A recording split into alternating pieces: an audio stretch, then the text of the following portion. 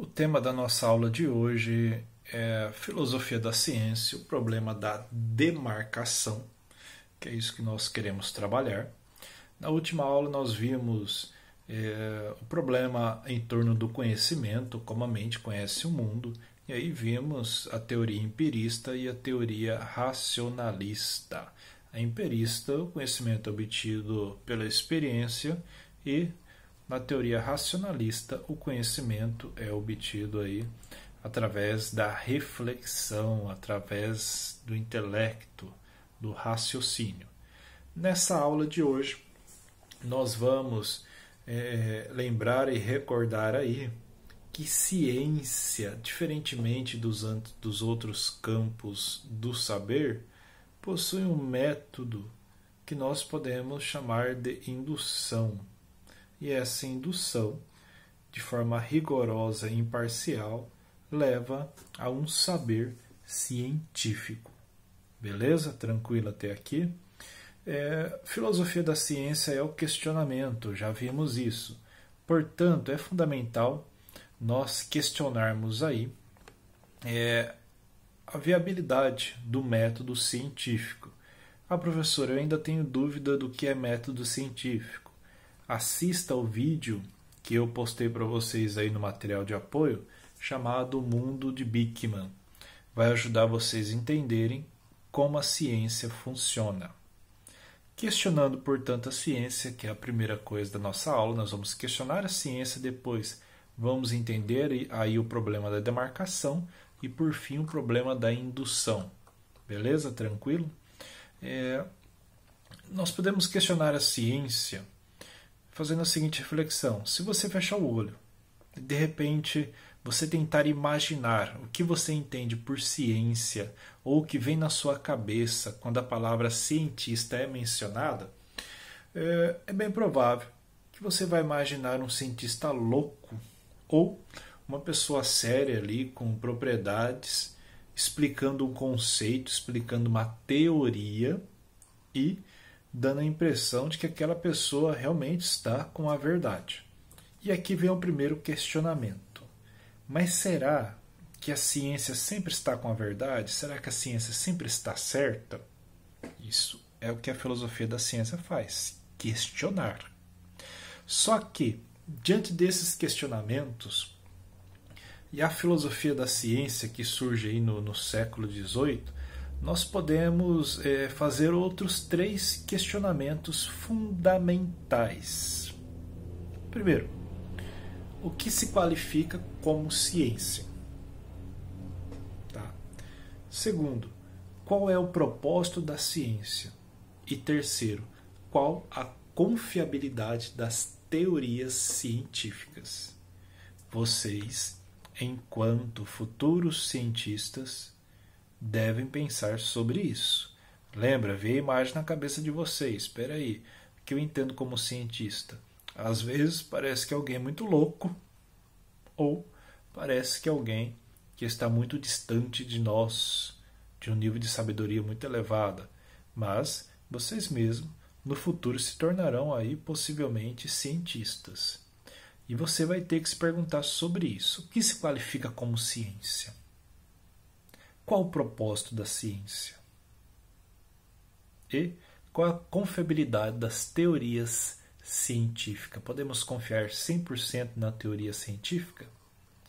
Sobre a primeira pergunta, o que se qualifica como ciência, e também sobre a confiabilidade das teorias científicas, é que nós vamos falar sobre a demarcação e o problema da demarcação.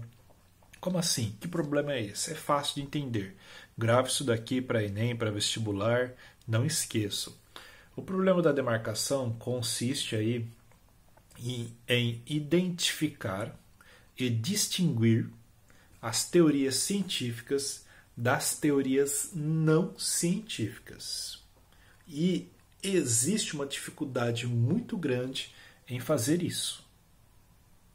Muitas vezes a ciência também é dogmática, assim como a religião. Muitas vezes a pessoa acredita que a teoria da ciência ela pode aí ser extremamente reveladora mesmo sem a pessoa conseguir comprovar através dos fatos. E é um problema, tá?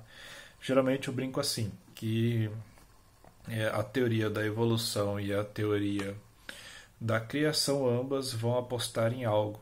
E muitas vezes ambas parecem absurdas, tá? Ah, mas qual teoria o senhor propõe? Nenhuma mais. Ou é do criacionismo ou a teoria do evolucionismo, entendeu? E aí, qual teoria você acredita? Da religião ou da ciência ou das duas?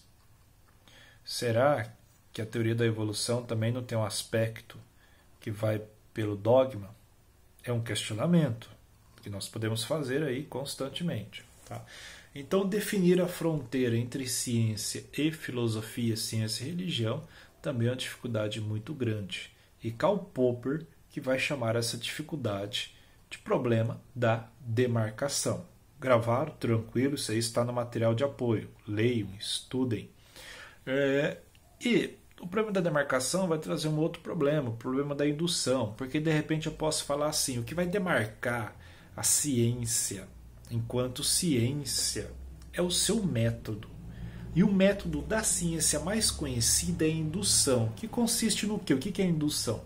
A indução é tirar um saber científico através da experiência da repetição dos fatos.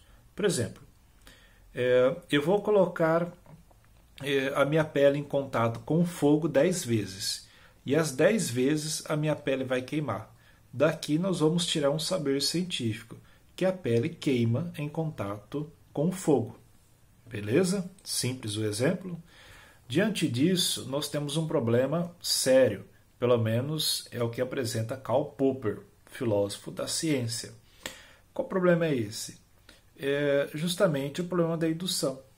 Será que, pelo fato de a ciência se basear nessa indução e acreditar que sempre a repetição dos fatos vai levar a essa verdade científica, não seria um erro?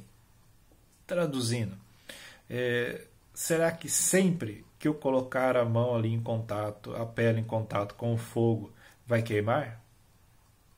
Será que a repetição dos fatos vai continuar se repetindo para o resto da vida? Ou isso daí não pode ser também uma aposta? Então, para Popper, a solução seria o quê? Para Popper, a solução desse problema da indução, que a indução necessariamente não é porque 1000 vezes fazendo um teste na 1001 vez vai ser do mesmo jeito. Para Popper, esse problema seria resolvido através da teoria da falseabilidade. O que Popper vai falar? Popper vai falar assim, presta atenção nisso, gravem isso, anotem isso, que a ciência possui um caráter falível e está sempre sujeita a erro. Mas, por conta disso também, suas teorias não devem ser aceitas como dogma. Tá? O saber científico é hipotético e provisório. Por isso, uma teoria científica deve ser considerada válida até ela ser falseada. Essa é a teoria de Popper. Fácil, tranquilo. Se alguém tiver alguma dúvida, pergunte para mim. Tá? É um tema fácil de entender, mas às vezes fica um pouco confuso. Beleza? Então estudem aí filosofia da ciência, estudem o material de apoio e vamos aprofundar aí nesse método científico também trazido por Popper nas próximas aulas. Abraço.